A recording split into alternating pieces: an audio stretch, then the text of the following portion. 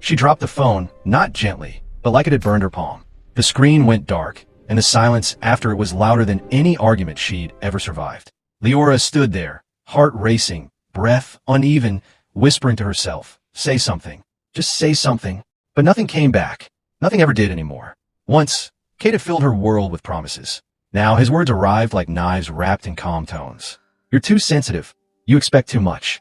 Each sentence shaved a piece of her away, and she hated how quickly she believed him. She would stare at her reflection and murmur, "Maybe I really am the problem." And that thought hurt more than his silence.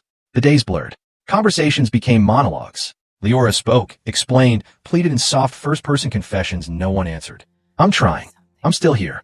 I just need you to see me." But Kate's absence sat between them like a wall. Not anger, not shouting, just indifference. And that was what finally broke her. The night it ended, there was no dramatic goodbye. She sat on the floor, back against the bed, hands shaking, telling herself, "I don't recognize who I've become." The storm inside her raged regret, shame, grief, colliding all at once. She cried until the tears stopped meaning anything. That was the lowest point. Not heartbreak, erasure. Healing didn't arrive like a miracle.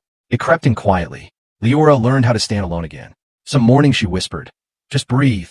That's enough for today." She began choosing herself in small, trembling ways. Getting up, speaking without apologizing, letting silence exist without chasing it.